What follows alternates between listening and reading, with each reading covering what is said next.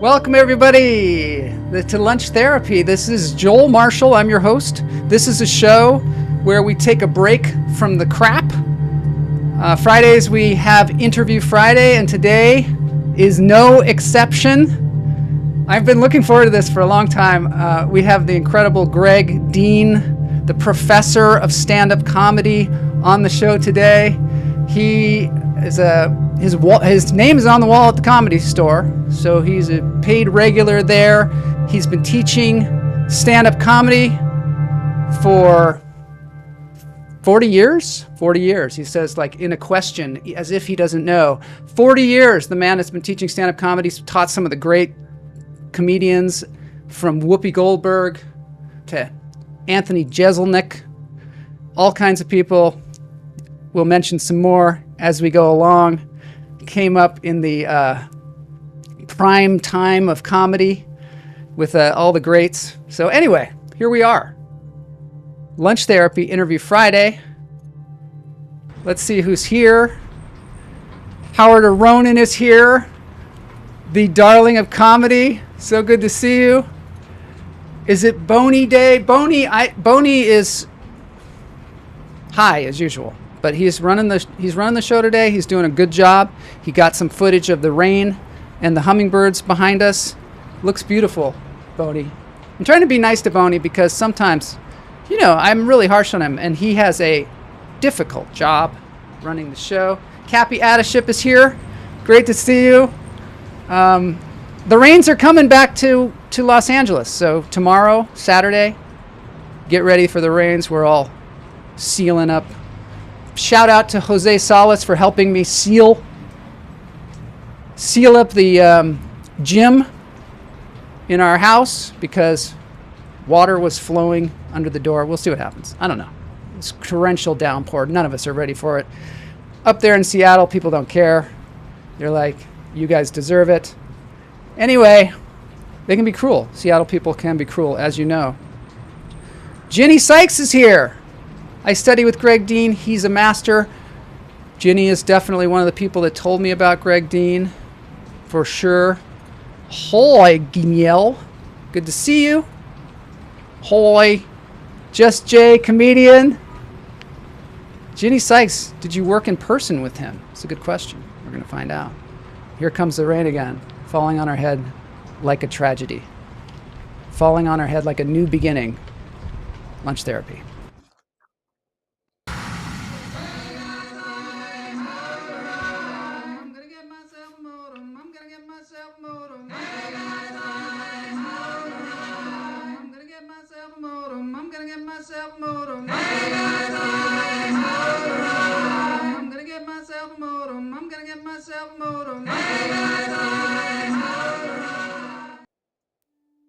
All right, so it's time for breathing.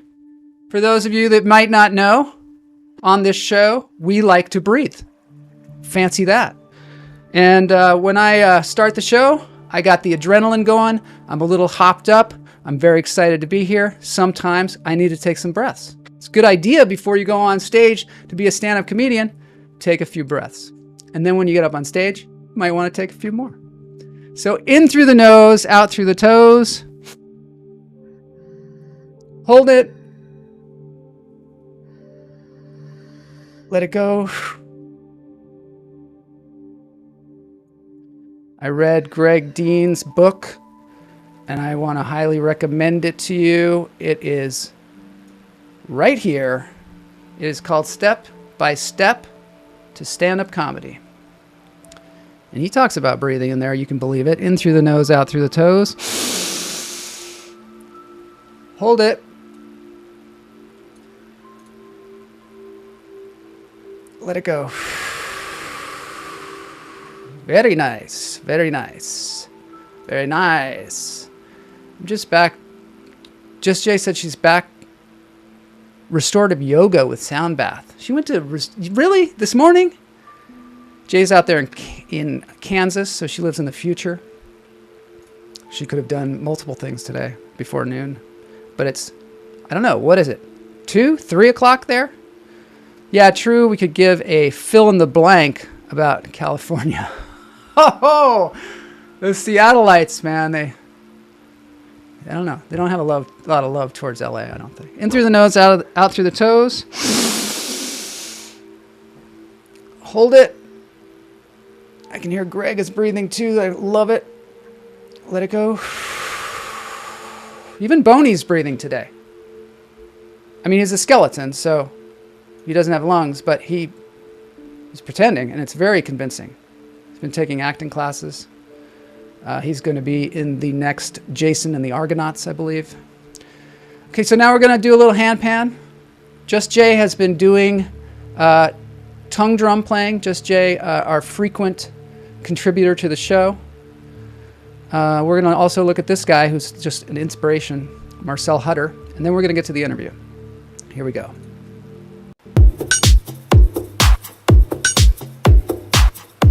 $2.15.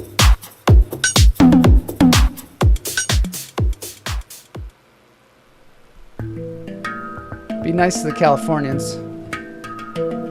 We're just sensitive little hummingbirds down here, trying to make our way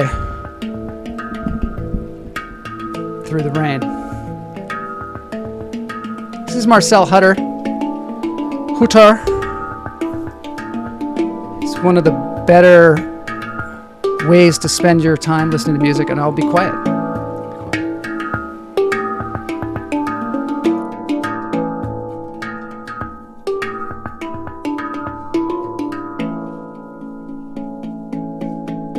Thank God Greg is going to teach us about what funny is, right? We need it. Yeah. Californians are nice. Especially those in the Southland. Danielle is only happy when it rains. Rain is good.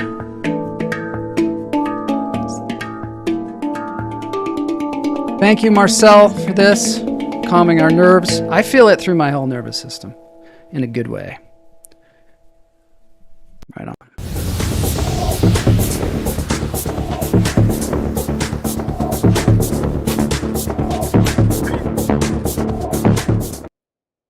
Okay, now we're getting to the main event. Greg Dean.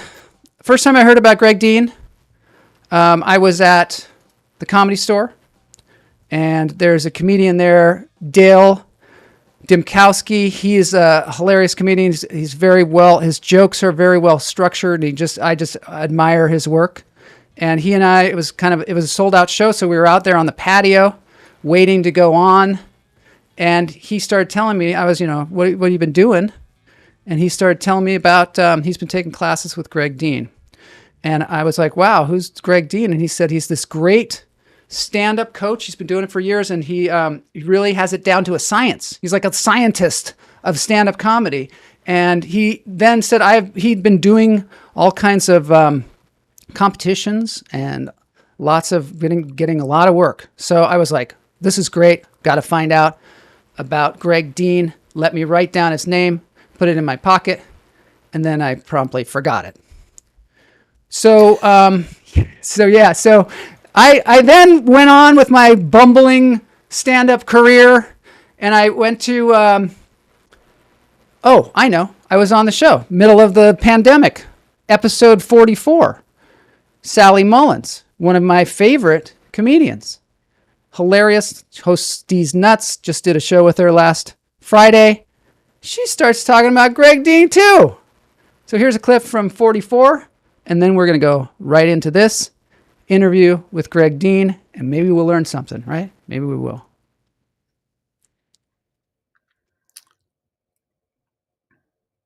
And I got into stand-up through an ad in LA Weekly for a class. Oh, for a stand-up class. Did you have a teacher? Who was your first teacher?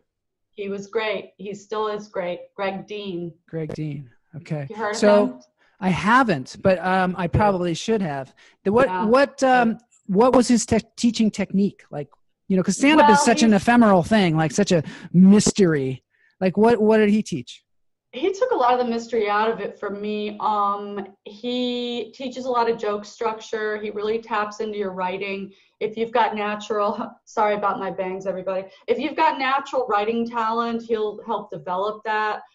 If you don't have it so much, he'll get you to understand it. The shattering assumptions, misleading, and then the punch, setup punch. I mean, he's got a lot of resources online, but he really helped develop my writing. But then beyond that, his overall thing was just like, you've got to deregulate, and this is just how you're funny. Looks cool. This is just how you're funny at a party. This is conversational. I mean, he never stopped getting you to try and, you're in training to be yourself is one thing he would say. He was not into personas. He was not into sort of like actory monologue stand-up. He said it's the same way you're funny with your friends. Oh, so it is the same way. He didn't stand up at the mic and he said, oh, you're just funny like you're at a party. No, he wanted you to be like that. He wanted to be funny like you are.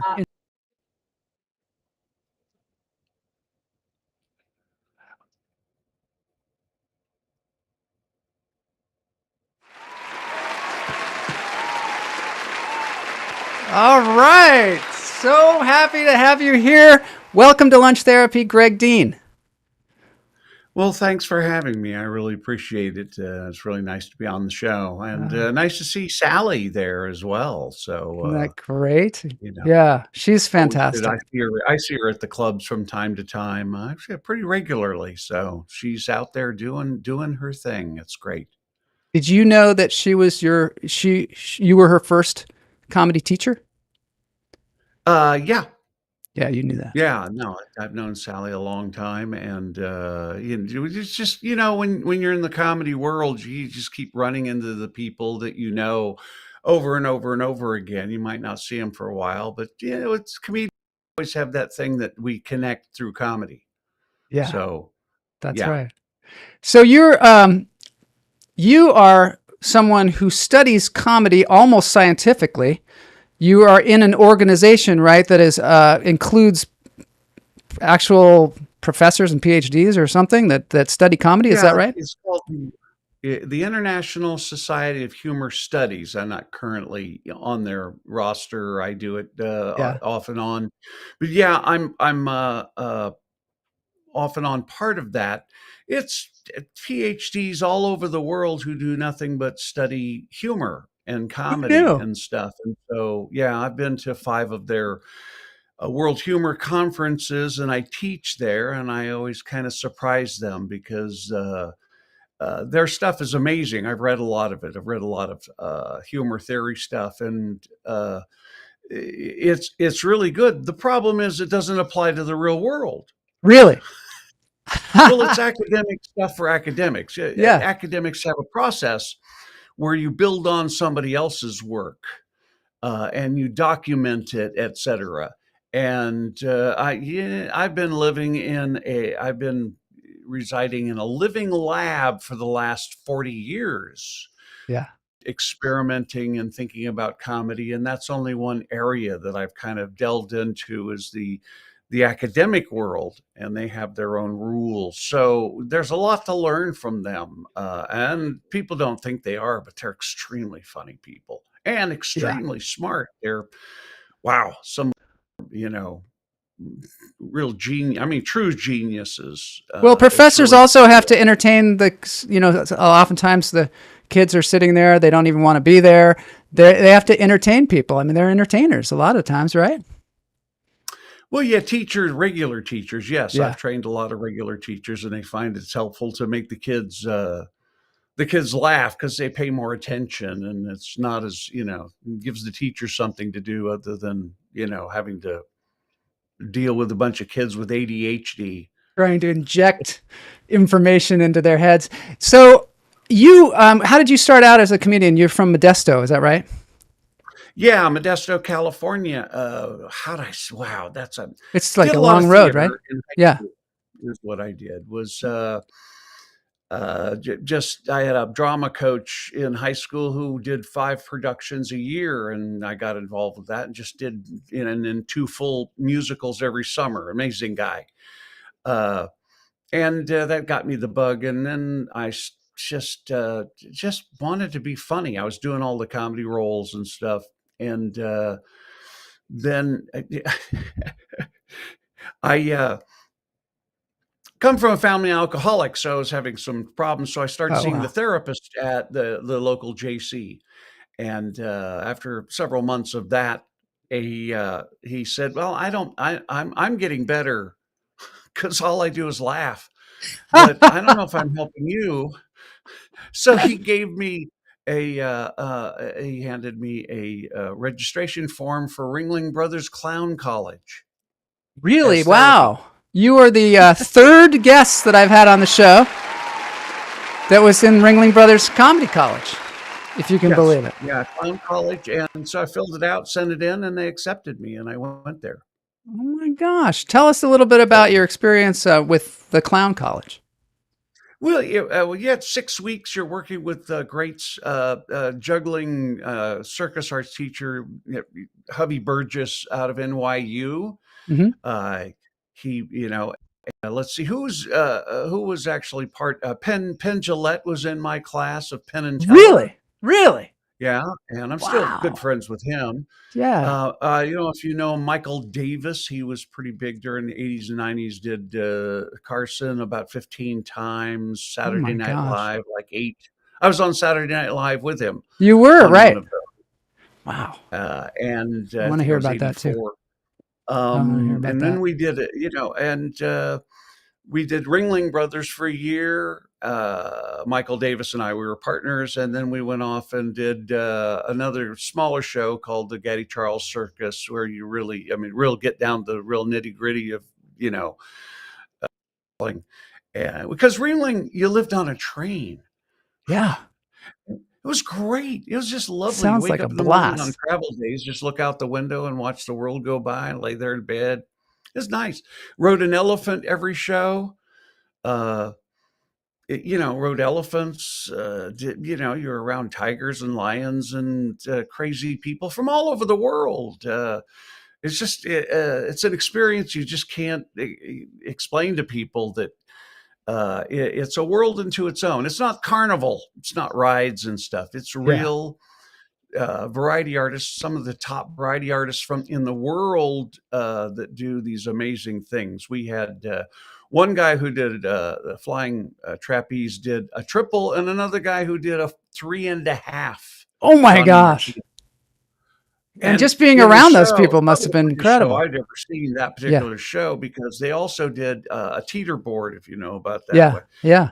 Yeah. Jump on one end and knock some kid, and he'd do a double backward somersault to a 5-man high. They had to take 2 troops and put them together. It was 5 people all the way incredible. up. All the way, Wow. and back then they didn't have tethers. They didn't. Now, because of insurance, everybody's got to be on these, these Thank ropes and God. stuff Thank in God. case they No fall. more Back then they Walendas. didn't. Yeah. And this young kid would do a double backward somersault to a 5-person high. Unbelievable. Was great. And It- just being there and the audiences. Michael and I did what's called a ring gag. We actually were on one side. We were responsible for like 5,000 people every show on one side of the whole hippodrome.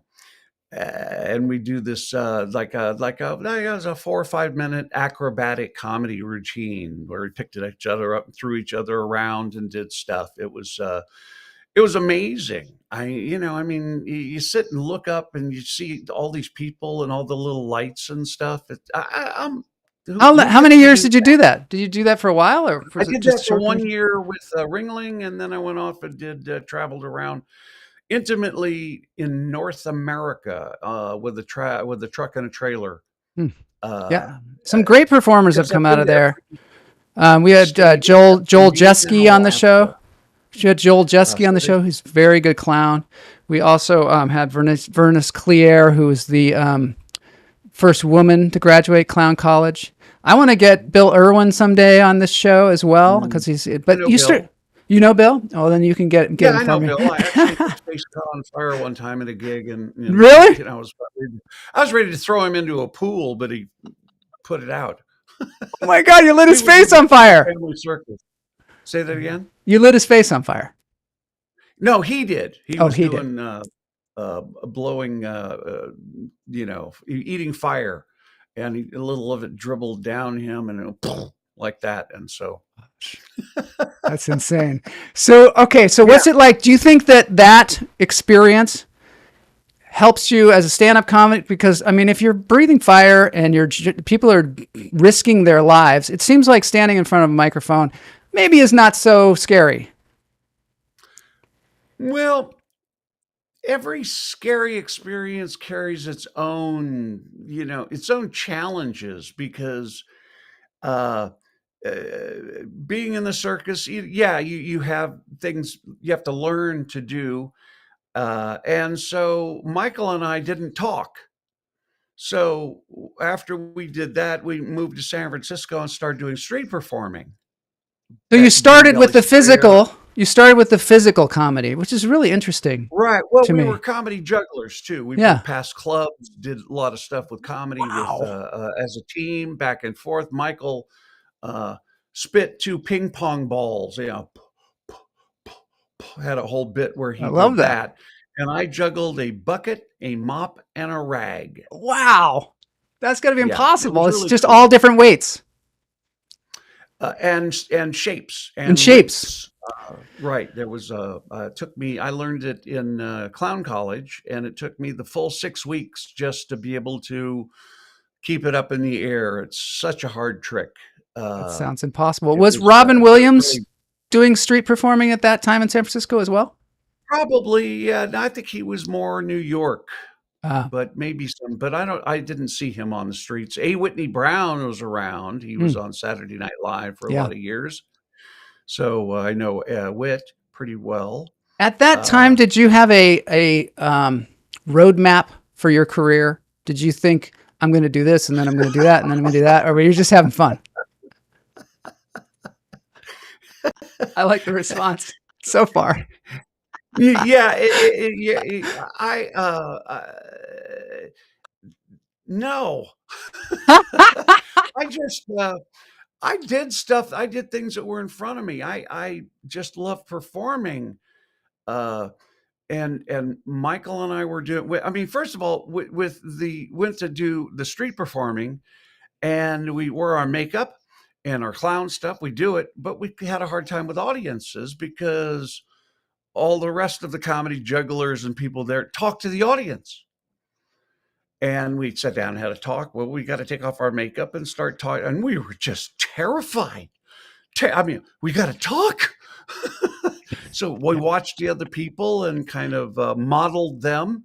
Yeah. And then we just took off our makeup and started talking. We just started talking. And we were both Awesome. working at the boarding house, which was a nightclub in San Francisco, no longer there, but all the greats were there. Oh Steve yeah. Martin was there, I and remember Marky Steve Martin Mull, talking about it in his Smith. bits, the fabulous boarding house. Yeah, Yes. amazing as it were. Actually, we were getting a little bit better and stuff, and Steve Martin came into town, so Michael invited him to come out and see our stuff, and he came out. He showed up Really? and actually wrote us a joke. Really? Do you remember the joke? Yeah, our whole show was original because we were like, oh, we'll I learned early to steal techniques, but not material. Oh, interesting. Well, that makes Right? sense though, right? Yeah, I mean, it it's totally like, makes okay, sense. these Steal people techniques. are Yeah. these guys that are good at collecting money at the end, what are they doing? Mm-hmm. They're doing this, and, et cetera. Oh, how are they gathering the crowds? Yeah. Et cetera. So that's kind of where my analysis of all this started, was street performing, to go, oh, look what so-and-so, Ray Jason is doing, or the Karamazov brothers are doing, or there were just so many groups at that time, and people that were so good. And we put together an original show pretty quickly, and Steve came down, and we had, everything was original except for our pitch. And so the money pitch everybody was using was, if you can give, please give, and if you can't give, don't take. Oh, yeah. That's Yeah. right. That's And good. I so like it. Steve, we said, well, that everything's original except that. And Steve Martin said, well, why don't you say, if you can give, please give, and if you can't give, please give, and if you please give. That's great. Yeah. And we laughed, and then we found that it worked better to go, if you can give, please give, and if you can't give, please give. This is okay. So this brings us to a point that I want to make. You talk about what a joke is in your book. Can you Yes, describe very to much us so. what a joke is? Because sometimes, we'll be going along on this show also, and we'll be like, sometimes people will be like, where are the jokes? Where are the jokes? So let's see if we can identify a joke. Well, first of all, the term joke structure is mine. I coined that term. Really? That was never Wow. used before I came up with joke structure. Nobody talked about joke structure. Mhm. They talk, and still people don't understand it unless they've read my book. Now the comedy teachers teach joke structure, but they're not teaching joke structure. What they're teaching is set up and punch, and calling it joke structure. Set up and punch is not joke structure in my world. Okay. It's just the format at which we communicate a one-liner. Yeah. Yeah. That's it. That's what it is. And it's useful because jokes have two parts. All jokes have, first of all, let me just say, when I say joke, Mhm. in my world of what I do, I mean any single unit of humor. Okay. Okay. Because when you understand joke structure, and again, it's where we're laughing at humor. Mhm. We laugh for a lot of reasons. Yeah, we're being tickled, nervous, stuff like that. But when we're laughing at that moment of humor, there's a structure behind that communication of humor. Okay, there's a structure because the mind to make us laugh has to kind of trick itself. Yeah. So there's a structure to that. And that took me some 25 years to figure out completely.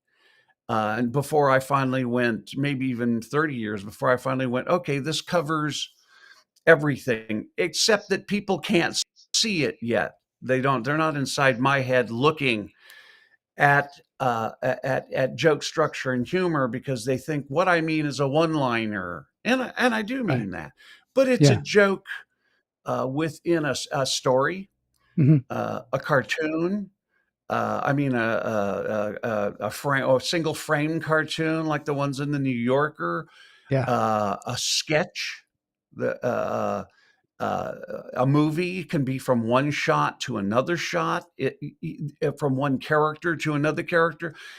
The idea is to start to break it down and understand that there's two parts. I call them frame and reframe, the two parts, because setup and punch gets in the way after a while. But you have to understand there's two different ideas in a joke.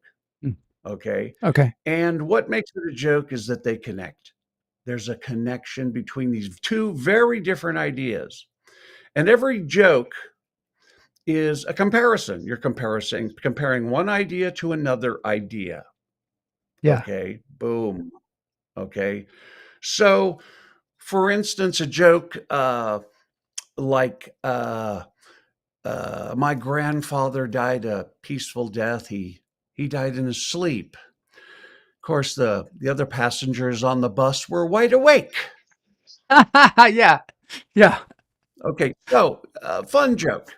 Yeah. So you got these two ideas. Do you follow? Uh-huh. All right, you've got Yeah. these two ideas. One idea is that you've got uh, an old man who died peacefully in his sleep. We assume at home, in Yeah. bed, or maybe a hospital, whatever, but he died peacefully in his Hmm. sleep. Okay, that's the first idea. The second idea is that he died peacefully, though he may have been. He died while driving a bus. Everyone else was screaming. Right. So you Yeah. have these two ideas. So Yeah. what's now what makes it a joke is that there's a connection. That connection is, in this case, I call it a connector. Now we're getting into joke structure, Hmm. because at the center of every single joke is one thing with two interpretations. Now that's the key. Mm. One thing, two interpretations. In this particular joke, what is that? It's the location at which he fell asleep and died peacefully. We thought it was a bed, and it ends up being in the driver's seat of a bus. Yeah. So it's like an That assumption, location. like you created a picture in our heads that fully knowing that we were going to picture him in a bed. And then all of a sudden it Right, changes radically. And then we laugh. right. And those two pictures that you talk about are very important, Yeah. because that's in the mind, that's what allows jokes to work. You see, because when I say peacefully in his sleep, and I even perform it that way, going, oh, he died peacefully in his sleep. You see, if I go, hey, he died peacefully in his sleep, Right. and, I give away the joke, Yeah. right? So even my performance and who I am and everything is all part of what I guess we could call the setup, You because said a it's a very one-liner joke. interesting thing in the book about how most communication is 17% words and the rest is other than Actually, words. Is it? it's 55% of human communication Oh, is tell me. body language, Yeah. 38% is vocal tone, Yeah. 7% is 7%. word. Even less. 7. Yes. 7%. Yeah, even less. It's so much of what we're communicating is in the body. Well, 93% of our communication is body language and vocal tone. That's why you can watch a sitcom or some kind of whatever it is in a different language, and you pretty much know what's going on. Hmm. What you don't know are the details, and that's what language does. It fills in those details. Oh, they're talking about some kind of a jacket or something. Okay. And the language will give that to give you that it's a coat or a jacket or a schmuck or whatever else you're putting on. Uh, so much of it is body language and vocal tone. And that's so important, because those are the only three ways we communicate with other people: body I, language, vocal tone, and I words. love, Yeah. there's two things I really love about this. One is that you tell people to memorize their routines by experience rather than the words. And I think this is super important for comedians to understand. Can you explain a little bit of that? So let me be really specific about that, okay? Hmm. Because this is one of the very areas that's not as well understood. Hmm. Uh, I'm not taking away your words. What I'm doing is tying the words into pictures. So what I'm doing, I teach people to rehearse by taking their joke and turning it into a scene. My grandfather died a peaceful death. He died in his sleep. So you need to see the grandfather dying in a bed peacefully in his sleep. And when you say that, you picture that too, right? I mean, you're picturing Exactly. that because that's what you're Yeah. communicating. Yeah. Now, I don't really have to memorize the words per se. I can look at that picture and it prompts me. Hmm. Okay. Now, the punch, the passengers in the bus were screaming. Now, you picture him driving the bus, and the passenger screaming, and then he dies peacefully while driving a bus. Yeah. Okay, so now once you get those two pieces in your head as a scene, as two scenes, as an experience, as two moments in time, as pictures, sounds, and feelings, okay, which is our Yeah. real memory. Hmm. Okay, we can talk about that in a moment. Okay. Normal memory is in picture, sounds, and feelings. It's not recalling words, but that's a very small part of anything we do. When we remember every single day, and I'll Mhm. go over that in a moment, Yeah. we don't do that. We see the pictures, hear the sounds, have the feelings, and then we're able to turn that into language. So you see these two scenes, let's say, and I can look at one and go, my grandfather died a peaceful death. He died in his sleep. And I look at the other picture and go, of course, the passengers in the bus, they were screaming, right? Yeah. So I don't have to memorize the words per se. Yeah. Now, let me go into this because you brought it up. Now we got to Mhm. go into a little technical area. I wanna hear it. I find that when people memorize their words by saying, and we call the words, they say the joke over and over and over and over and over again out loud as they write it and they work on it. They say it and they say it and they say it and they say it and they say it. Then here's the problem. Okay. It gets coded in the brain in what's called self-talk. All Mhm. right. Mhm. So I am a master trainer and a master practitioner of NLP, neuro linguistic programming. Don't have enough time to go into what that is, but Wow. it's what Tony Robbins teaches, the basis of what he teaches. I was his Yeah. personal assistant for a while, worked You with him were? for like 6 months. Wow. And here's the information about that is there's eye movements. If we're seeing pictures, our eyes look up. Mm. Okay. If Oh, we're hearing sounds like music or sirens or things, our eyes go to the side to recall those things or to make them up. Okay. We look down into the left to talk, self talk. When people are looking down, they're talking themselves or they're going into their feelings, deep yeah. feelings like depression and stuff. You don't see anybody, when people are depressed, they're looking down. You don't see Mhm. anybody ever with their eyes up going, I'm depressed. So depressed. Because our eyes have to access information from the brain neurologically, and our eyes have to move, and we're used to people's eyes moving in certain patterns unconsciously. So back to this. I know Yeah. it's a little technical. No, it's interesting, So very to interesting. Yeah. recall those words, now they're coded in the brain in self-talk. Your eyes have to go down into the left. You go into what I call this soundproof room, okay, and you say those words to yourself so that then you can come out of that room and say those words to the audience. Then you go back into that room for the next joke, you say those words to yourself, and then you say them to the audience. Yeah. And then you go back in and say those words to yourself and say them to the audience. Okay. Yeah. Now, this becomes, for me, the problem because a good performance, I think, what I say is the relationship's the most important thing about stand up comedy. Mhm. I actually go so far as to say the show is the relationship, Between you and the it's audience. not the material. Yeah. That's just the activity. You can Mhm. do material, you can do crowd work, you can do a little improv and ad libbing, you can do audience participation. Those are Mhm. the activities. Yeah. The show is the relationship. Yeah. See, that's what makes stand-up different than acting or anything else. That's why it's its own crazy beast. There's no fourth wall. Yeah, because it's a dialogue. Yeah. The audience should be having as much impact on the comedian Yeah. as the comedian is having impact on the audience. Mhm. It's a loop. If you watch really great comedians and they never do the same show twice. Mhm. They'll do Mhm. the same material, Yep.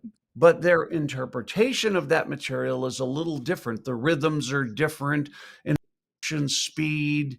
If the audience is sharp, they pick it up and they know the audience gets the jokes, they move it along. If the audience is kind of dull, they slow it down, let them get the jokes, etc. So that's important is you put your attention on the audience and allowing their information to have an impact on how you do the show, moment to moment to moment. And in that loop, that's where the comedy timing is. That's why it's not useful to talk about comedy timing. It's something you must invent in the present with the audience that's in front of you, and then it's never relevant again. It's a You feel. have to be present in the next audience and develop your comedy timing and rhythm with that audience. And then it's never relevant again. And then you put your attention on the audience and develop your relationship and your rhythm with that audience. If you're going to do stand-up comedy, I think at its optimum, at its best, when it's just making people cry, making them laugh so hard, because the show is just for them. Yeah. And it will never be done again.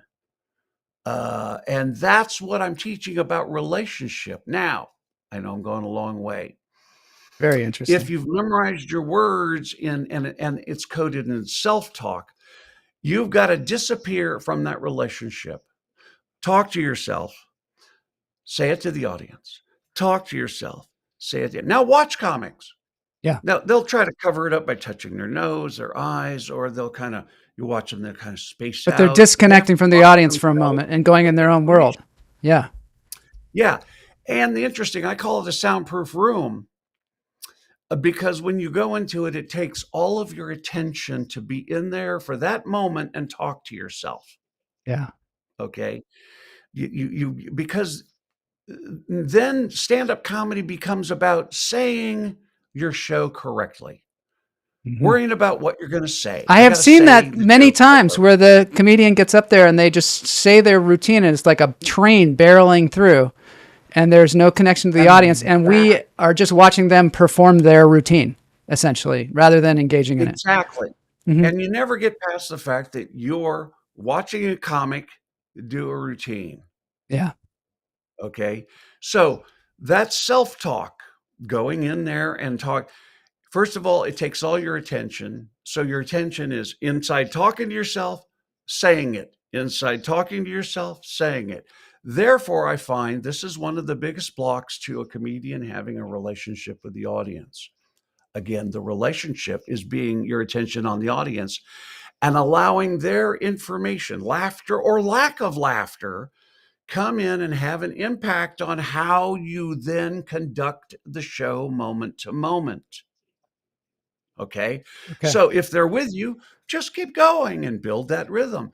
If they're not with you, then you adjust and to try to find their funny bone in your rhythm, or learn how to unite them into a laughing force. So this part over here is one, and this is another pace. How can I get them and unite them and get them in the whole audience in rapport? That's what you're trying to do. Yeah. Get them to all laugh together. Okay. And that's why you see MCs, let's give it a round of applause. Let's do this.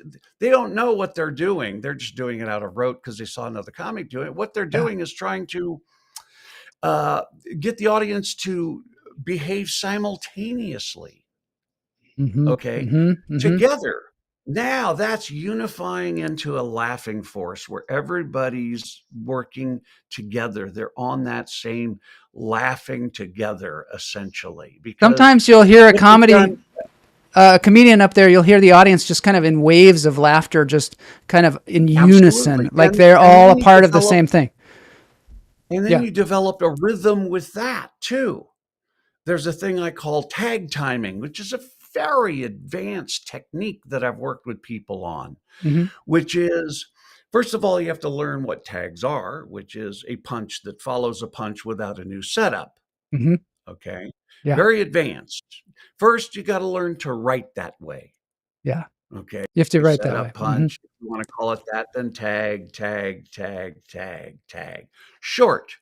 Now, tag timing is where the audience laughs, and when they take that breath, they go, ha, ha, ha, that first burst, and they go, that's where you put in the tag.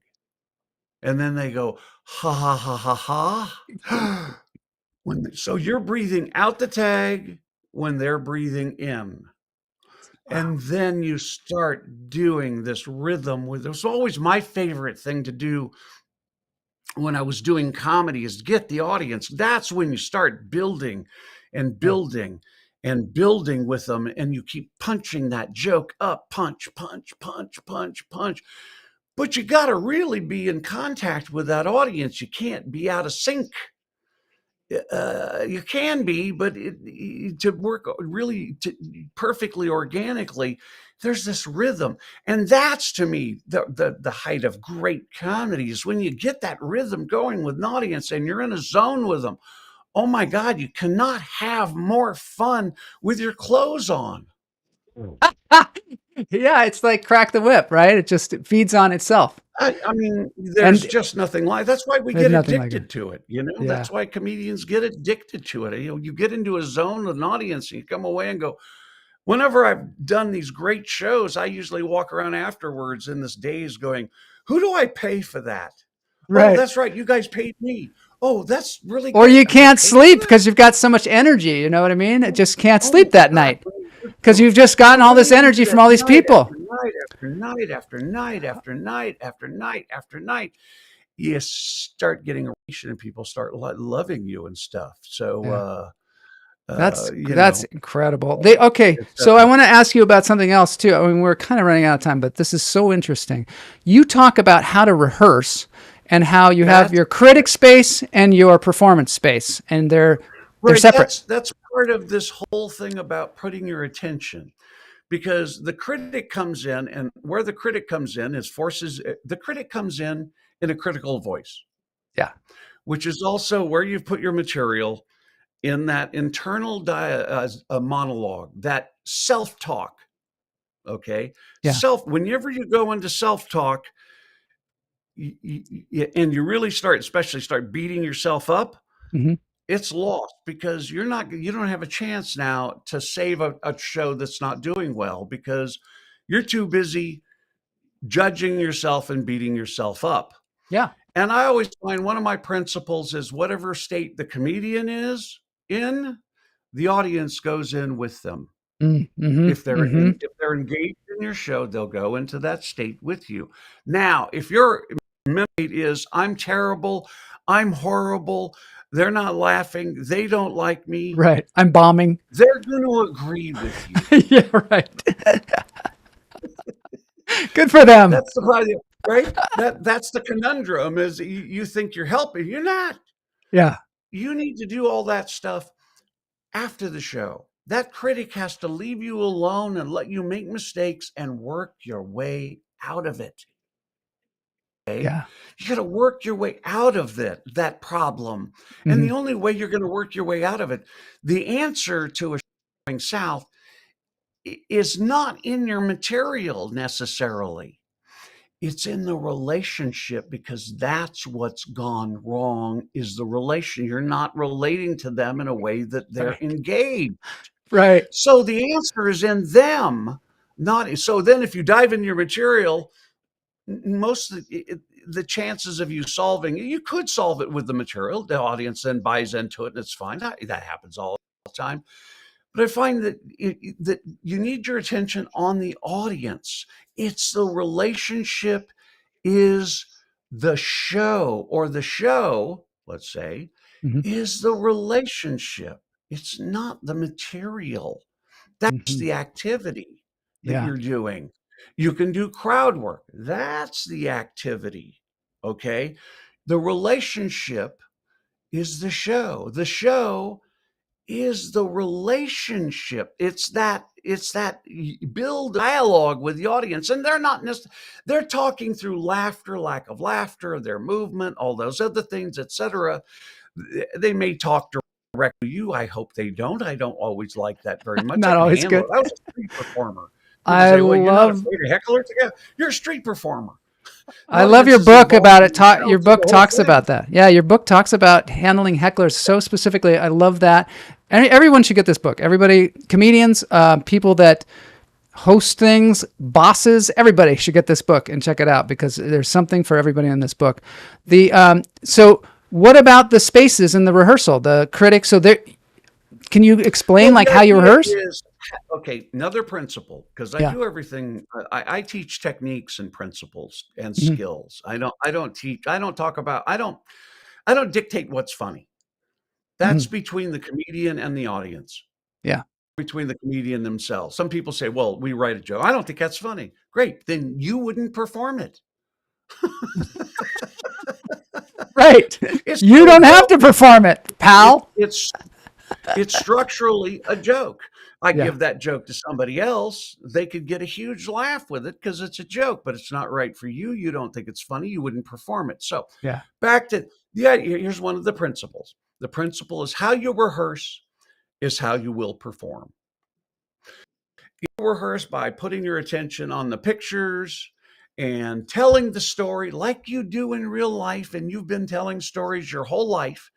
The only difference is now we've structured in 5 to 8 laughs per minute.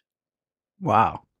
Okay, we've Wow. structured. That's what I insist my advanced students Five work to at. eight At laughs least per 5 minute. laughs per minute. Oh Yeah, my God. some of them work even higher because and the only way to do that is with tags and with act outs, with scene work. Hmm. Hmm. Okay, so because Oh my we gosh, go into you're talking structure, about structure the and scene work and storytelling. great.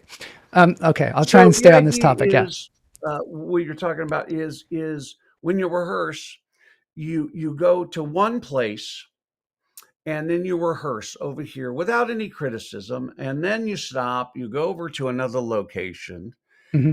and that's where you criticize yourself.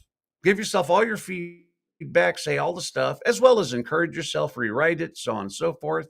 Hmm. Okay, ready? I'm ready to rehearse again. Now go back over to the other spot and go, okay, critic, you have to stay over there. Now Hmm. I'm going to play and have fun and be a little kid and make mistakes and but I'm going to be creative and have a good time. And when you're done with that, then you go back to the critic spot. Okay, now you can talk and tell me all the things I need to learn that I need to know. Interesting. You don't want to get rid of the critic spot because it sets standards, it makes you better, it tells you, you know, how you need to improve. Although you don't want to get rid of it, you just don't want it talking to you during a show And you say if you rehearse it talking to you while you're rehearsing, it will be there while you're performing as well. because you've That's how you rehearsed rehearsed it it. into the show. It's so true. It's so true. Here's the one they're not going to like. Okay. Yeah, people say, "Well, how can I can't get rid of my critic?" You Here's that rehearsed it terrible into joke that the I do. show. Yeah. But How do you get rid of it when it's part of the show you've rehearsed? How oh, you rehearse is how you will perform. you If you're rehearsing a critic into your show and just memorizing the words into self-talk, yeah. you're almost guaranteeing that you won't have any attention for the audience. Yeah. You've got to put your attention on the audience. So do And you you can do that. You can look through the pictures as I teach people. You can yeah, look at the pictures and talk to people at the same time. I And if love you're that. interrupted, people, what if you're interrupted? You know, say, you want some nachos? No, no, thanks. You know, you look at then you look at the pictures and go, yeah, I was having a beer with my brother David because I can see I'm You over can there see having it. a beer with my brother David. I didn't have to memorize the words. I look at the picture, and I've practiced enough to say that. Yeah. But it's You I don't have to go into internal dialogue, talk to myself before I can say the This words. is I've got to true. say, This is true for actors too, by the way. oh, absolutely. That I was Actors, not a very it's good actor until the I key learned how to do for this. lines. Yeah. Because I took acting lessons for you. Great.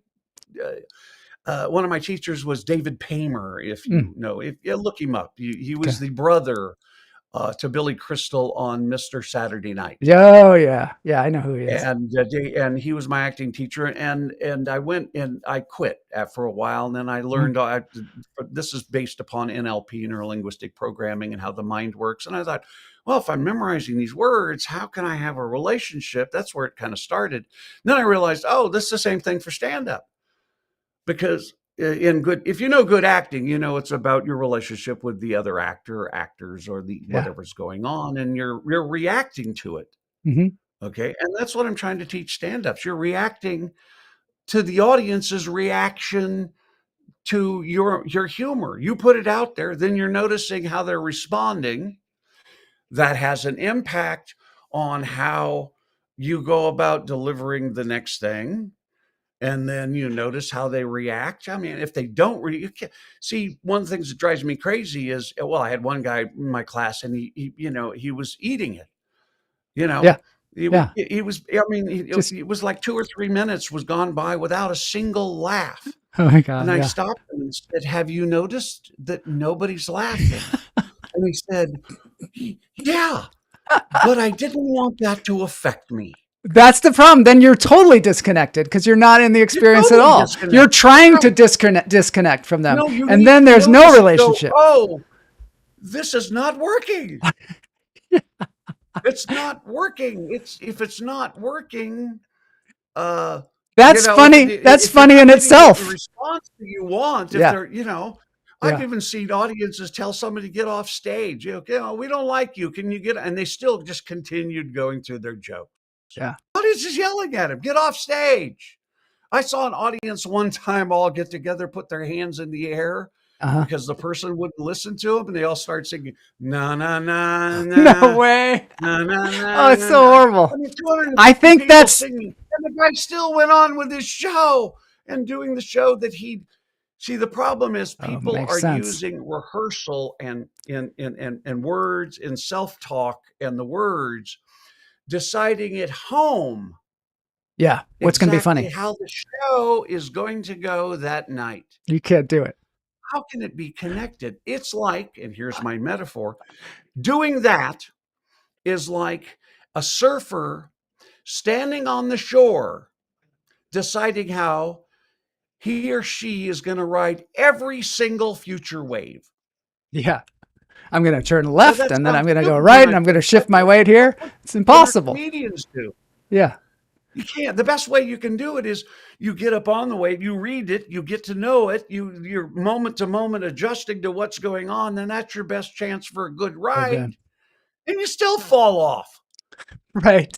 You eventually That's fall off stand-up somewhere. comedy. Yeah, you're going to fall off. Well, I think but that's one of the things that's frustrating as an audience is when the person just plows through, they've disconnected, and you're watching somebody who's disconnected from you, and it gets sort of embarrassing for everybody. And if the person just then the audience, connects, even worse. yeah, The audience pulls back their participation in the that's show. right. They might even start talking. Right. Yeah. Right. And to me now there's no show going on. In other words, to me, the show's the relationship. And when there's Yeah. no relationship, there's no show. There's somebody talking and a bunch of people out in the audience. Yeah. That's not really a good show. Now, when they withdraw their participation in the show, then they start talking to each other. Right. Oh, does I've this seen person that. even know we're here? They don't Right. seem to even care that we're laughing or not laughing. We're Miserable. And the comic is standing there going, these are the jokes, folks. These are the jokes. And they seem like Right? they're a little insane too, because That's an the insane problem. person wouldn't be connected, They seem a little crazy. Well, that's the hard thing to teach people. That's what a workshop is for. Stand-up comedy is fucking terrifying. This from Right? a guy And who come was into shot a out of workshop cannons. and work through those things that I push Yeah. people and say, okay, you're going to be vulnerable now. Do it in front of a bunch of other people going through the same journey. And then they learn, Yeah. oh, it's the relationship to adjust and be in the present. And then they get good at that in a classroom. Now, when you go out and there's a pressure of a real audience, you can then start to into that part of it. So now Yeah. the relation, it's about the relationship. Mm-hmm. That's the most important thing. So And good. I'm telling you, when you really get that, it changes the nature of stand-up comedy. What I find is that this is what I tell my students as well. In the end, what you want the audience to do is enter your comedy movie. Go and watch Richard Pryor. You disappear and you travel with him. Robin Williams, Chris Rock, Louis C.K., Rachel Feinstein. There's all these other people that you just, you disappear because they're taking you on this little comedy journey. But you see, the comedian has to see it and feel it Yeah. before the audience can see it and hear it and feel it. Before they can, when the comedian lives inside the sensory world of their material, and from there they tell the story and pull the audience in, the audience can enter their comedy and they disappear. They're no longer in a club. They no longer have bosses. They no longer have aches and pains. They're no longer ill. They're no longer anything else. They're they're with Richard Pryor, having a heart attack in his backyard with his German Shepherd. They're with Louis C.K. having a discussion with his daughter who's asking why too much until Louis C.K. loses his temper and starts saying the most inappropriate things to his daughter. Or Bill Burr had a playing catch with his son in the backyard, teaching him about luck. Geez, you're there. You're not watching a comedian anymore. Yeah, and they don't even have to have the same life as you. Like I just saw the Chelsea Handler latest Netflix special. She talks about things that only a very wealthy, entertainer would experience. But you're right with her. You're not going, oh, she's so pretentious. The proper technique. You have to have the proper rehearsal technique. Mm-hmm. Because again, what Sally was saying in a lot of ways, is to be yourself. That's the hardest thing because you're vulnerable. The audience is going to get to know your values and your beliefs and your identity. And do you want them to know that? And really great comedians take you into that world of how they see the world. To me, great comedy, great stand-up is the world according to you. You. Yeah. Don't ask anybody to even agree with you. Mm-hmm. Ask them to laugh.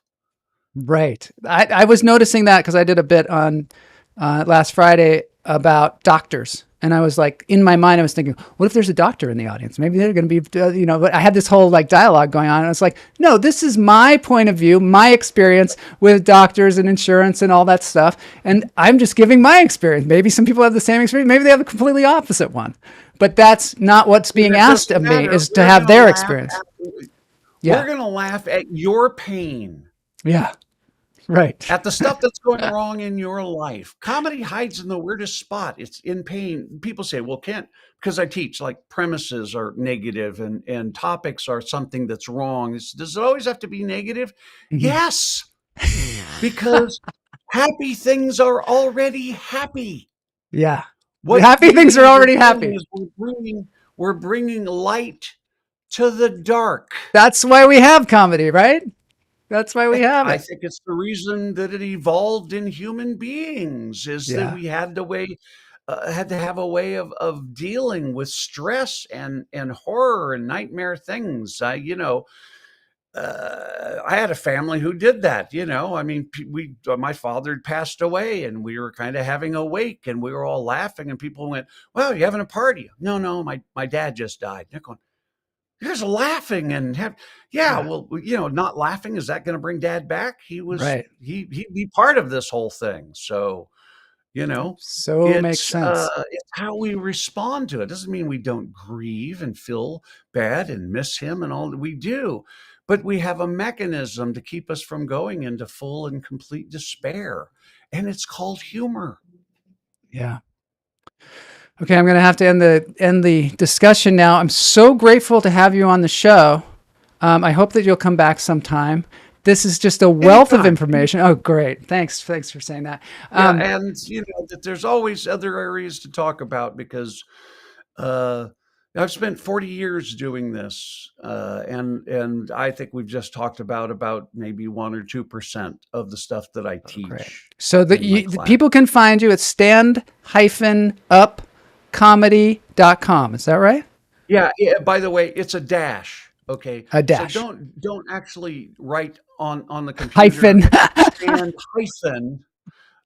upcomedy.com. Also, people said, stand DASHUP comedy.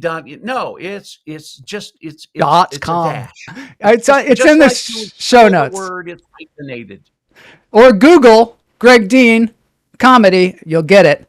And he's got Zoom classes. He's got classes, live classes. The book is fantastic. There are workbooks. He's written at least 6 books, bestsellers. So I highly recommend that. The name of the book, again, is, here it is, Step by Step to Stand-Up Comedy. That's the one that I read. So it is in Chinese, and it's in Indonesian, Bahasa, it's in Vietnamese, it's in Spanish, it's in French. Love it. Because techniques, and because I teach techniques, principles, and then give you an exercise so those turn into skills that other languages can do it, because it's not about my opinion of what's funny. My job is to get you to trust your sense of humor and put that out there. My job is to help you articulate your individual sense of humor and put that out there, the world according to you. Those are the best teachers for sure. Ordered the book while listening, Just Jay. So yes, Just Jay's in Kansas. All right, so now, Greg, I'm going to spring this on you. We're going to play a song by a cover band from YouTube. It is a Paul Simon song, and Chevy Chase was in the video, but this is an interpretation. I have cover bands come on and sing these songs because it's better for me as far as keeping away from getting incarcerated by the copyright people. But sometimes they come after me. But anyway, I get permission from somebody, and then they do a cover song, and then we dance around. So you ready? Good stuff. All right, let's do it. All right, dance break.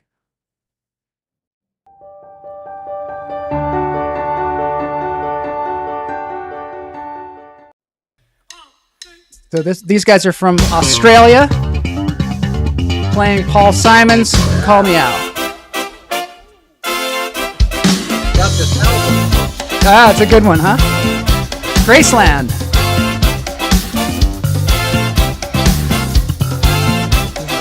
Play this live on Johnny Carson. A man walks down the street, he says, why am I soft in the middle now? Why am I soft in the middle? The rest of my life is so hard. I need a photo opportunity. So everybody at home, dance it out. This band is great.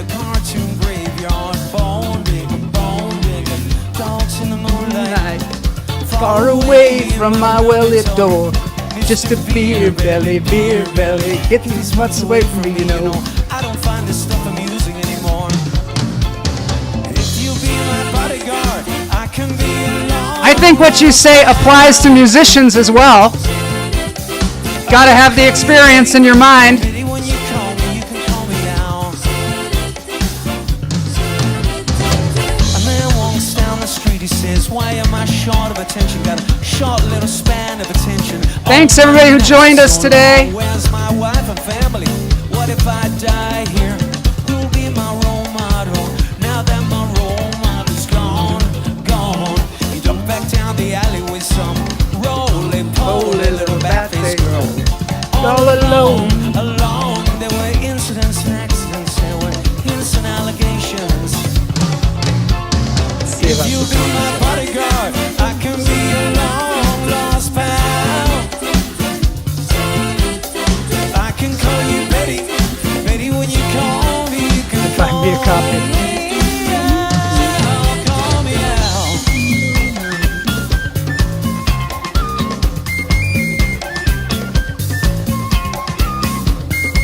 They will. Look at that guy with the flute. That's pretty cool.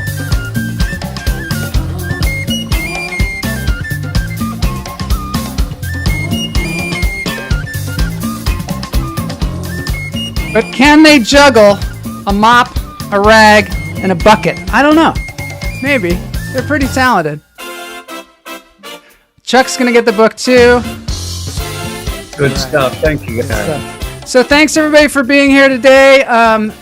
Howard and Ginny good and to see you. Jose, and yeah, it's great seeing you, Ginny. Please pass this around to your comedian friends because there's so much information from this show. I highly recommend it. Like, subscribe, all that stuff. We'll see you on Tuesday. Thank you so much, Greg, for being on the show. My pleasure.